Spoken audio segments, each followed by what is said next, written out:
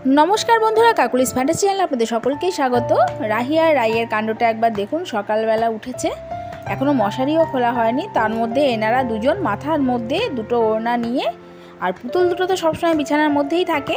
रातेर बेलाओ पुतुल निये घुमाচ্ছে, सकालबेला उठेও সেই पुतुल, মানে সারাদিনই এই নিয়ে চলছে আর কি। তো ঘুম থেকে উঠে ওরা সাজবে, আমি তার মধ্যে একটু দুধ খাইয়ে দিয়েছিলাম, মানে আগের দিন রাতে দুধটা এনে একটু ফ্রিজে রেখে দিই আর পরের দিন একটু উষ্ণ গরম করে খাইয়ে দিই।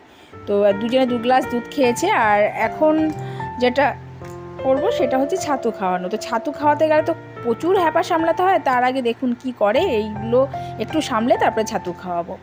আর এদিকে এই পুঁইশাকটা দেখাচ্ছি একটাই কারণে, আমার গাছে যে পুঁইশাকটা লাগিয়েছিলাম আপনাদের দেখেছিলাম, সেটা থেকে অনেকগুলো ডালপালা ছড়িয়েছে। তো সেখান থেকে একটু কেটে নিয়ে রান্না করে খেয়ে দেখছি যে কেমন লাগে। কারণ আমি না সত্যি কথা বলতে কি, পুঁইশাক খেতে ভালোবাসি না সেটা বলবো না, কিন্তু আমার কাটা আর বিশেষ করে মানে কেটে রান্না করা খুব ঝামেলা হয়। কারণ দুটো বাচ্চা সামলে, সংসারের কাজ সামলে তো আমার পক্ষে সম্ভব হয় না। তো কথা বলতে বলতে পুঁইশাকটা আপনাদের সামনে দেখাচ্ছি কীভাবে রান্না করি।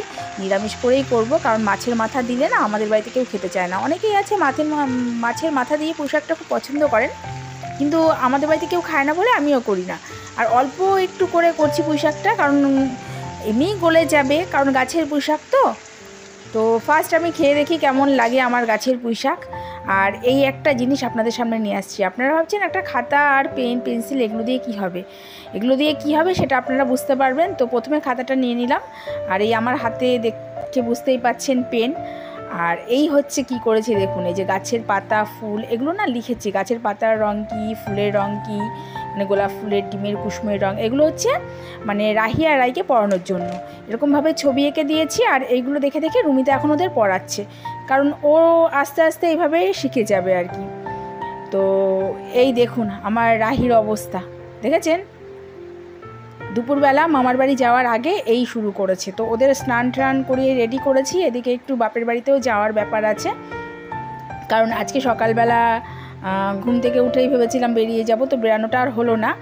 আমার বাপের বাড়িতে গণেশ পুজো আছে সেই কারণে। তো দেখুন দুটো মিলে কি শুরু করে, সত্যি কথা দেখুন।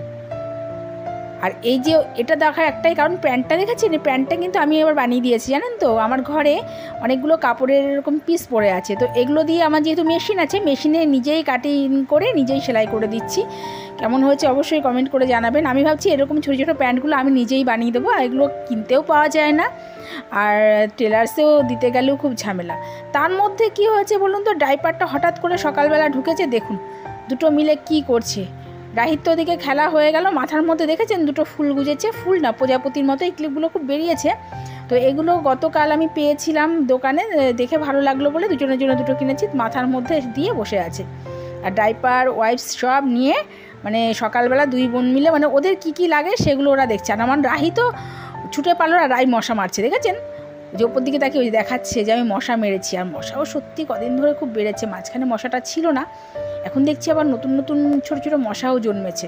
তো এই জন্য সারাদিনই ঘরের মধ্যে ফ্যান চালিয়ে রাখতে হয়, অল আউট জ্বালিয়ে রাখতে হয়। আর একজন দেখুন কোথায় গিয়ে দাঁড়িয়েছে। আর এটা দেখাচ্ছি, এটা হচ্ছে কি আমার গাছের লেবুগুলো ভাবছি যাওয়ার সময় ছিঁড়ে রেখে যাই, কারণ গাছটাও না শুকিয়ে গেছে। আর এইগুলো না আর বেশি বাড়বে না, এগুলো হচ্ছে কাগজি লেবু। দেখুন বাইরের অনেক বড় মাটির মধ্যে লাগালে বা টবে লাগালেও হয়, কিন্তু এত ছোটো টব, বেশি বড়ও হতে চায় না এসব। তো 4টে লেবু পেয়েছি গাছ থেকে, সেটাও আপনাদের দেখাচ্ছি। তো কেমন লাগছে অবশ্যই আমাকে কমেন্ট করে জানাবেন। আজ তবে এই পর্যন্তই রাখছি, এরপর নিয়ে আসছি নতুন কোনো ভিডিও। আপনারা আমার সঙ্গে থাকুন। নমস্কার।